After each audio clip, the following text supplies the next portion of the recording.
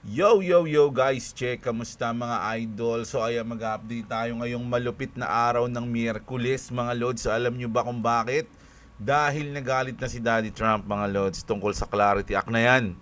Bakit ayaw pang ipasa yan? Sabi ni Daddy mga lods, no? So merong post si Trump tungkol dyan sa Clarity Act at tungkol sa bangko na ginagawa raw hostage ang batas mga lodi. So titignan natin yan mga lods, matindi yan kasi napipressure na sila na ipasa yung ating Clarity Act mga idol, no? Pero bago ang lahat ng ating malulupit na news ngayon, marami tayong news.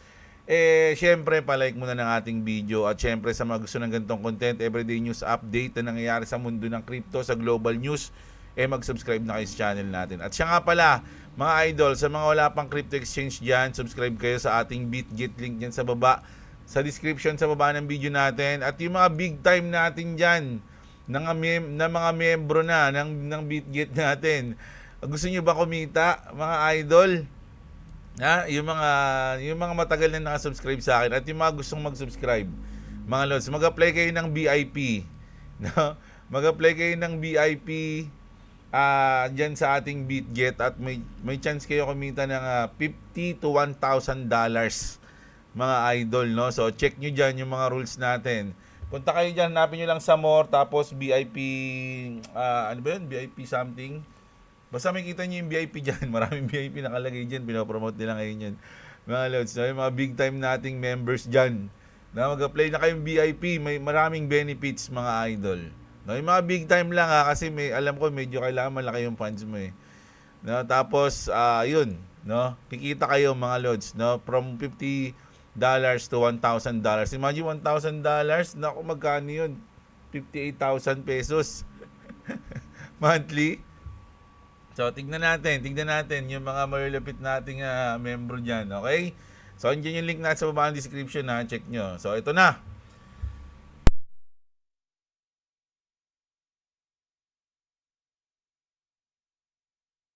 Punta muna tayo sa ating first news, mga idol, no? Bago tayo sa malupit na news natin na tungkol kay Daddy. Update lang tayo sa nangyayari ngayon sa ating Israel, Iran, and US war, no? Eto mga idol, nakakalungkot lang, no? Kasi sabi dito yung it seems that Israel Iron Dome and defense systems are no longer functioning at times. Many Iranian missiles are reaching their targets in Israel. So hindi na, nawala na yung Iron Dome mga idol ng Israel. Lumulusot na yung mga missile nila. Kung titignan nyo mga idol, at grabe yung mga missile hindi, tingnan nyo naman yung sabog niyan, ang lalakas, tsaka ang bilis, puro ballistic missile yan mga idol na pinapakawalan ng Iran papunta sa Israel at talagang sobrang damaging, kumbaga, no? City yan, no, mga lods. So hindi natin alam bawat bagsak niyan kung ilang tao yung namamatay mga idol, no? So supersonic missile at Israel, grabe kita niyo yan, hindi na masalag ng Iron Dome. 'Di ba? Tas ito naman mga lodi, ayan sa Kuwait naman to, kita niyo no? Grabe Oh.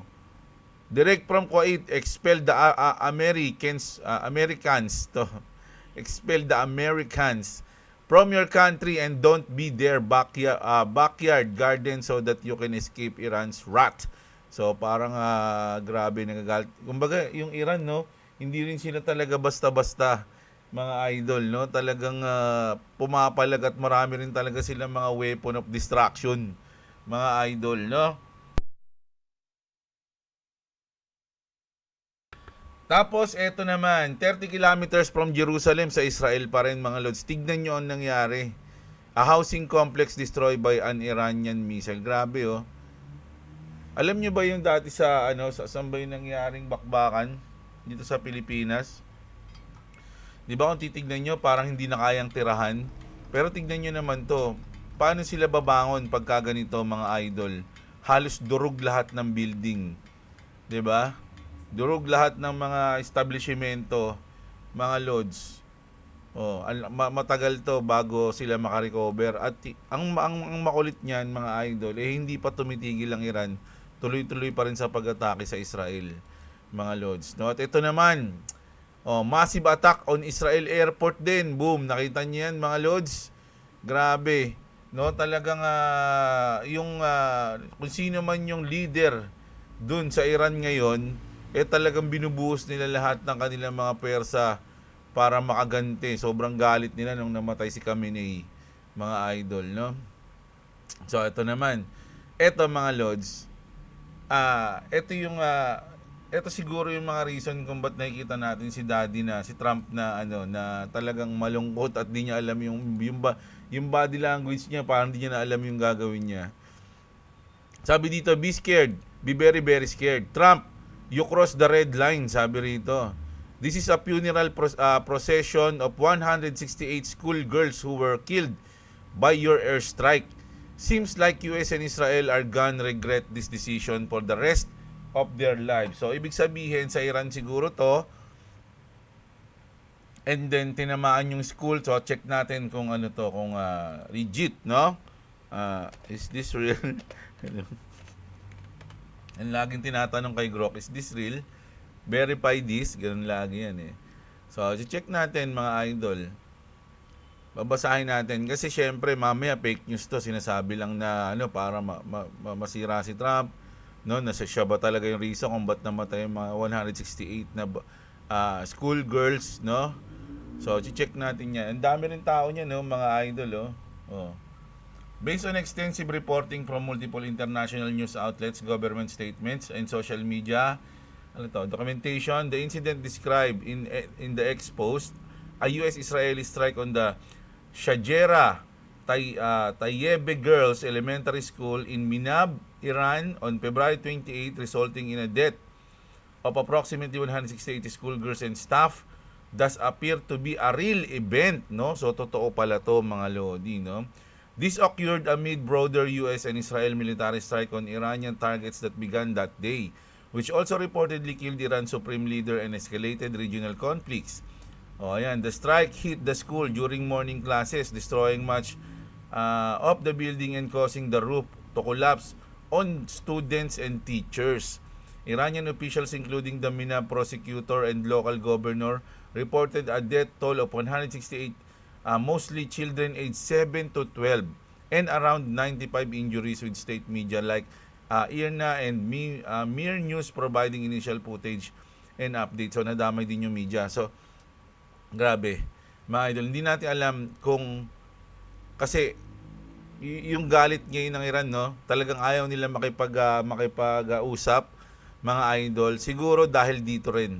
Kasi ito rin yung time na inatake nila o namatay si Khamenei, no, sa pag-atake na yan, at nadamay nga yung maraming bata, no. A massive funeral procession took place in Minab on March 3, 2026, attended by thousands, as shown in video and photos shared on X and other platform. Ayan, independent group like the Coordinating Council of Iranian Teachers Trade Associations confirmed at least 108 deaths based on field reports, noting the potential for a higher toll. So ayan na nga, mga lodi, no. So napatay nila si Khamenei, pero maraming nadamay, especially mga bata yung sa eskwelahan, no. So talagang siguro maraming, talagang kung ikaw, siguro, eto hula ko lang, o siguro yung mga leaders ngayon doon, isa sa kamag-anak nila yung mga bata, no, although kahit di mo kamag-anak, talagang maiinis ka talaga pagka ganun, dahil nadamay yung mga bata, mga lodi, no, at pinatay yung leader nyo. So grabe yung galit nila, ayaw nila makipag-usap, no, ayaw nila makipag-ayos, tsaka talagang bumabakbak din sila ngayon, mga lodi. Parang wala silang pake, bakbaka na, di ba? The Israel Defense Force says they carried out a precision strike in Tehran targeting a senior Iranian official. So ito daw yun. Reports indicate that Iran's president, si Masoud Pezeshkian, may have been hit in the strike. So ito yung president ngayon ng Iran, mga idol, parang acting president, o I don't know kung siya talaga, mukhang tinamaan daw. Rumored pa lang naman yon, mga lord. So hindi pa natin na-confirm. Magpa-follow up tayo ng news dyan. At ito na, mga lord. Ito na yung mukha ni Daddy, mga idol, no. President Trump thinking about all the ways he is going to make Iran regret killing 4 US soldiers.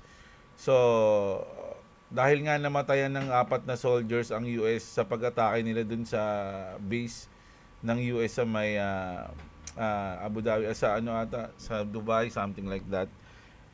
Gustong bumawi. Kung ba, hindi natin alam ha. Siyempre, ano yan gera na to mga lods 'Di ba? So, ito yung mukha ni Daddy. Pakita ko na lang. Hindi natin, hindi na niya, hindi niya na hindi niya na alam kung anong magiging reaksyon niya. Naiimbierna na siya na hindi niya alam, nalulungkot na hindi niya, no? Grabe. Sobrang stress na ni Donald Trump, mga lodi. Tandaan nyo, tao lang din si Donald Trump, mga idol, no? So, may mga ganyan talaga tayong mangyayari. Pero dahil dyan, dahil ayaw ng Iran makipag-negotiate, mga lodi, eto na, huli na ang lahat. So, sabi nga ni Trump, kahit na makipag-negotiate kayo ngayon, you're like Jerome Powell. It's too late, sabi. Sabi dito, their air defense, Air Force, Navy, and leadership is gone. They want to talk. I said too late. Sabi nga nun. We're witnessing the birth of the Trump doctrine. Like Reagan, the president has found a way to change the world without putting boots on the ground. Nako, ito yung sinasabi natin kagabi, no, na merong pag-ataking gagawin si Trump na hindi na kailangan ng mga sundalo, mga idol. Hindi na kailangan sa ground. So, lahat to, puro airstrike. Ayun lang yung sa tingin ko, mga idol, Trump on Iran. Yun na nga, no? Air Force, its Navy leadership have vanished. They want to talk. I said too late. So, mukhang kaya pala siguro pinapaalis na ni Trump lahat, no? Halos lahat ng tao sa Middle East. Hindi lang sa Iran Buong Middle East yung pinapaalis nila, no? Magsialis na kayo dyan dahil atake kami ng napakalupit. Ayun yung parang inaano ni Trump. Sabi nga dito, nako, ito tatanungin ko kay Gro kung ano tong Chiyang na to. Holy crap, sabi dito, no? The greatest Secretary of State, Marco Rubio, just said America is about to unleash Chiyang. Ano yung Chiyang, mga idol? On Iran in the coming hours or days, sabi niya. Intensity is about to surge. Here we go.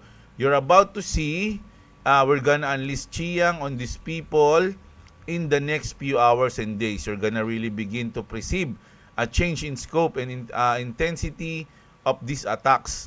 We are taking apart this territory regime, sabi rito. Chiyang parang Chinese words, no? Ayan, Grok, what does Chiyang means? Chiyang is an old inside joke from the Bush family. It comes from the 1950s Cold War slogan, Unleash Chiyang, pushing to arm Taiwan's Chiang Kai-shek to retake mainland China from Mao. Sabi ko na nga, dito pa si Jeb, si Jeb Bush turned into Chiang, a mystical warrior for full throttle action, and gifted Rubio a sword inscribed with it back in 2005.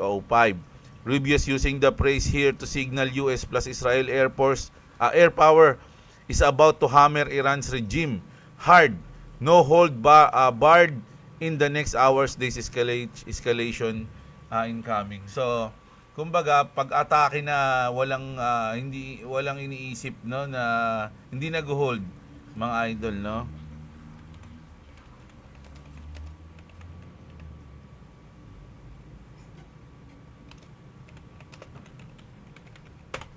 Para malaman natin.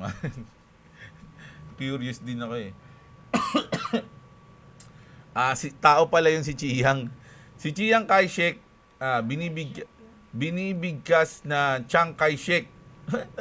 Parang familiar sa akin yun Chiang Kai-shek on a Chinese ay isang sikat na leader, militar at politiko mula sa China. Oo. Si Chiang Kai-shek nga, sikat siya sa China.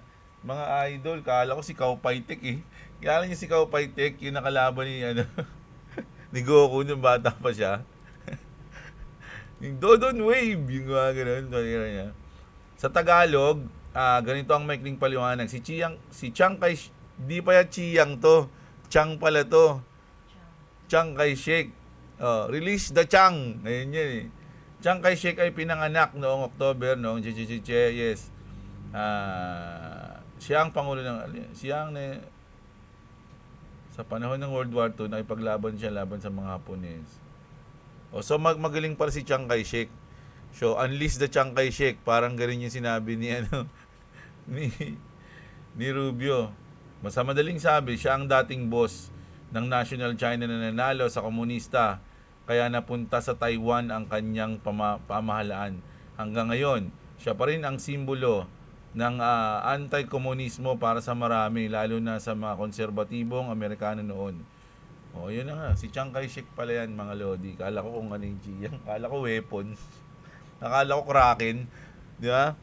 Release the Kraken. Unleash the Chiang Kai-shek. Ayan. Ayan, mga lodi ha.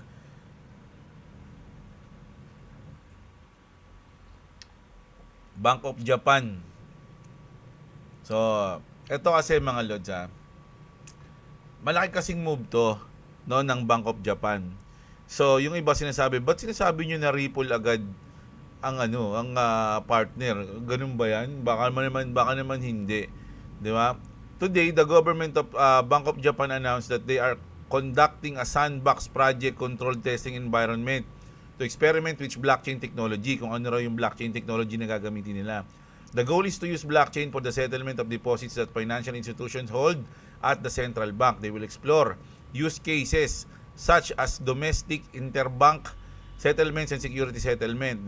The aim is to improve efficiency, enable 24 hours instant settlement, and reduce lock-up risk in times of financial stress. Parang ganito ngayon nangyayari. This is not about launching the retail CBDC for the public, about experimenting with blockchain technology. Why do many claim that Ripple could be the existing system? Bakit yung iba kiniklaim agad na Ripple yung gagamitin o yung technology ng Ripple, which is XRP Ledger? Japan has a strong historical relationship with Ripple. SBI Ripple Asia operates actively in the country, no? And there are ODL o on-demand liquidity with XRP corridors available in Japan. SBI Holdings, mga idol, one of Japan's largest financial group, has been a major shareholder in Ripple since 2016. It uses RippleNet for cross-border payment. It has launched on-chain bonds with XRP rewards.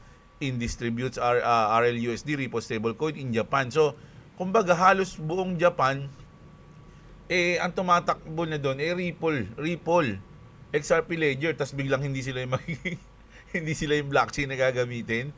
Ang kulit nun, di ba? It's logical, di ba? To speculate that XRP Ledger designed for fast, cheap, and 24-hour settlement could fit well in wholesale testing, but for now, there's no confirmation that the Bank of Japan is using it. So, ayun na. If Japan already has deep Ripple infrastructure, why not use it in the Bank of Japan sandbox? So, di ba tama nga naman? Di ba ang lalim na ng paggagamit nila sa XRP Ledger? So, nag-speculate pa lang naman, pero yung sabi, hindi pa daw yun. Hindi lang Japan ha. Australia granted regulated digital dollar license on the XRP Ledger. Australia's ASIC o yung ASIC has granted an Australian financial service license to AUDC Pty Ltd. Making its AUDD stablecoin a fully regulated institutional grade digital payment instrument on Ripple's XRP Ledger. So Australia, pasok na rin. Ito, collaborating with Ripple Payments. Ito mga lodi, matindi to. Alam niyo kung bakit? Yung SWIFT nakipag-partner kay BNY Mellon, Bank of New York Mellon, to design a blockchain-based ledger for cross-border payment and tokenized asset, no? Yung SWIFT nakipag-partner sa BNY Mellon. Alam niyo naman na ang Bank of New York, mga lodi, matagal ng partner ng Ripple. Collaborating with the Ripple payment partner, SWIFT is collaborating with BNY Mellon to design a blockchain ledger for cross-border payment and tokenized assets. Important reminder, Ripple is a partner of BNY Mellon's in custody solution, institutional infrastructure and remittance.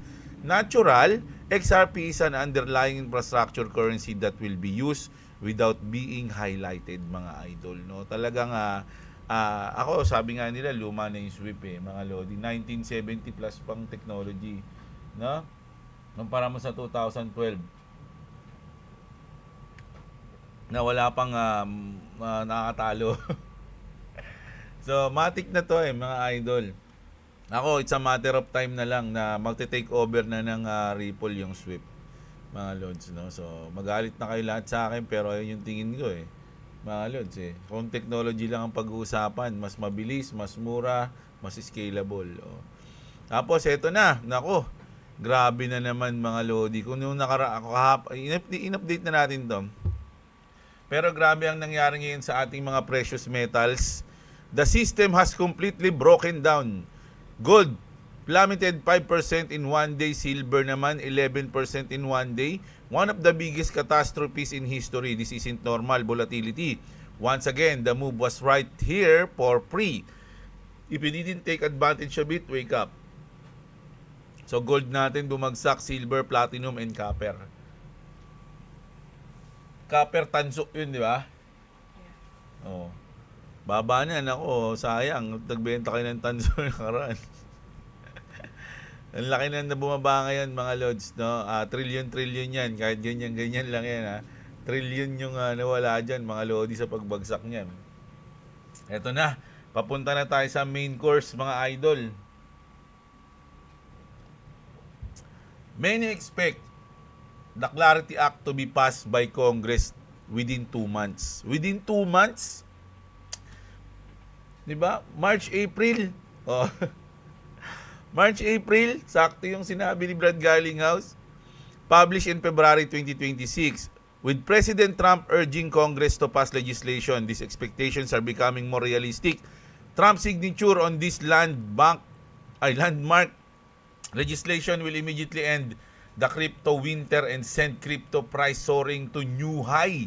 Of course, it's documented. Ayan mga Lodi, kilala nyo naman si Smokey. So ito na tayo. Punta na tayo sa pinost ni Daddy.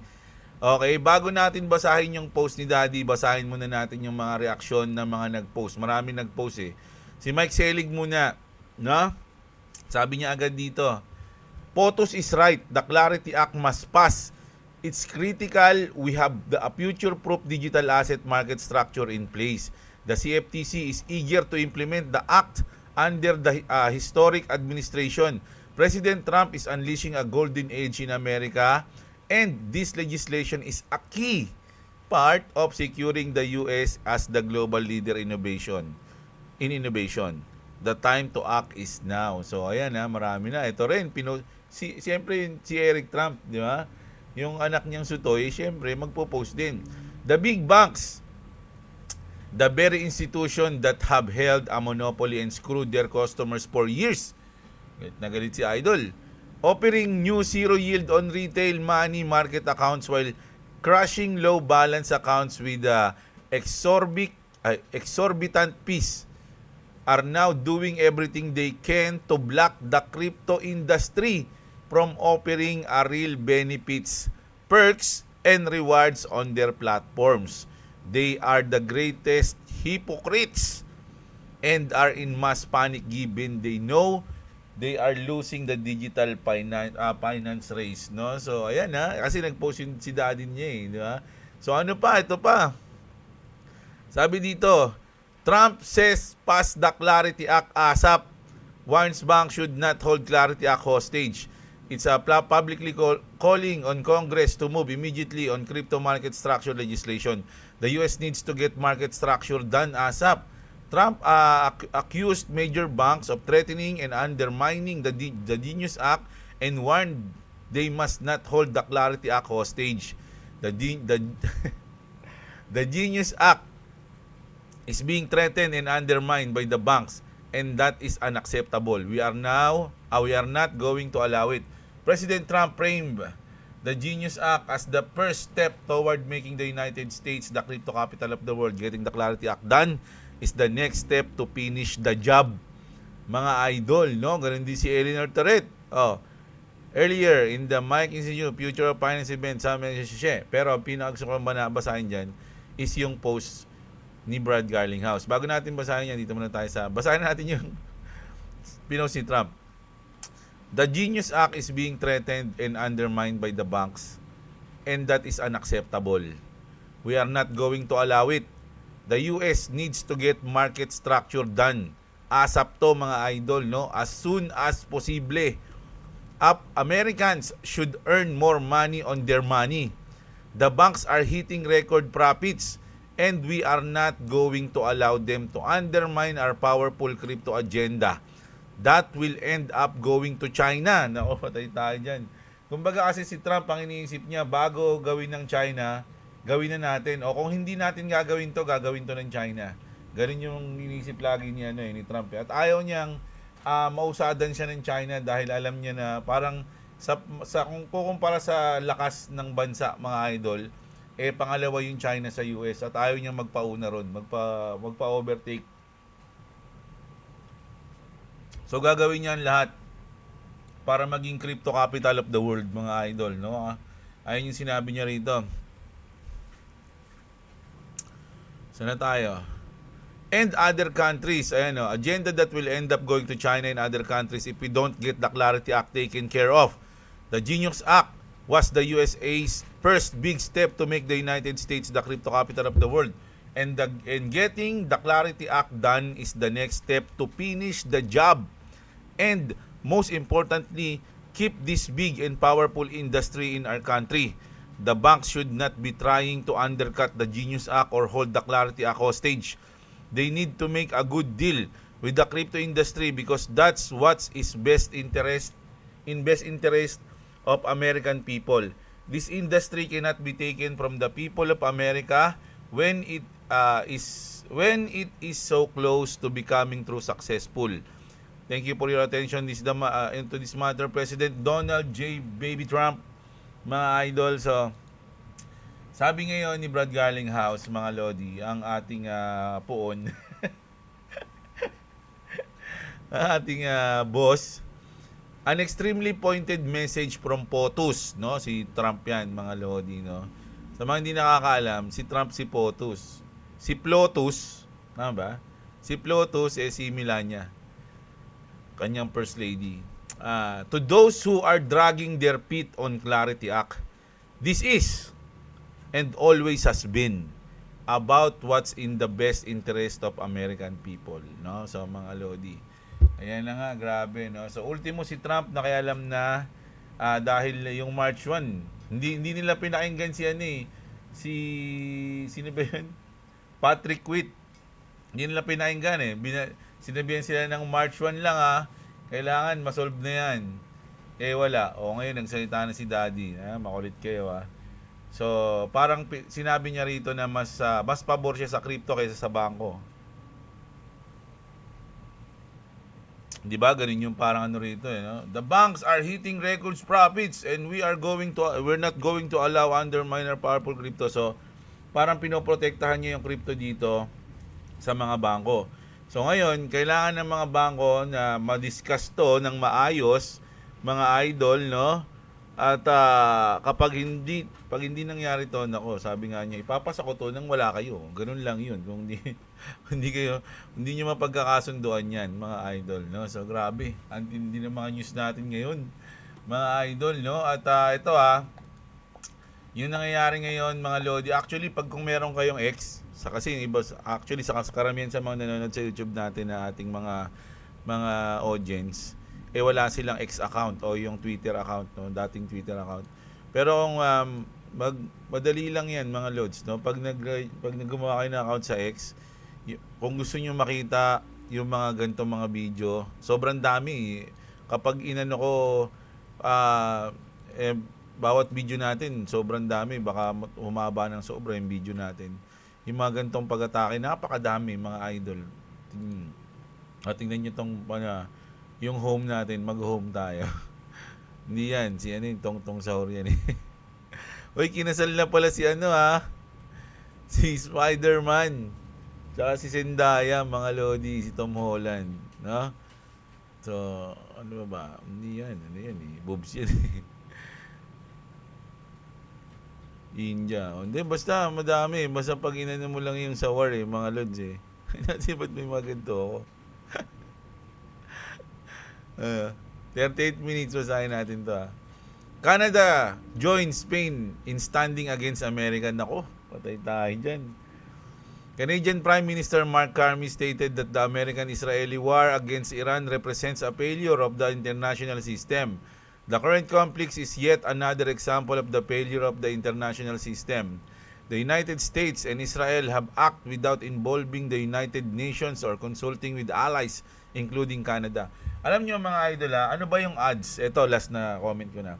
Ano ba yung odds para maging matuloy ito sa World War III? Tinanong ko si Gro kagabi. Hindi ko na maano dito eh. Pero, tinanong ko siya kagabi na aabot ba tayo sa World War III sa nangyayari ngayon? Anong odds? Ilang percent? So, ang sinabi niya is nasa 2 to 5% lang na umabot tayo sa World War III, mga idol. Dahil iba daw yung focus nito. Nakalimutan ko na yung ano niya. Basta ang natandaan ko lang yung percent. So, huwag kayo masyado mag-alala. No? Sa mga susunod na araw, check natin kung tumataas yung percentage.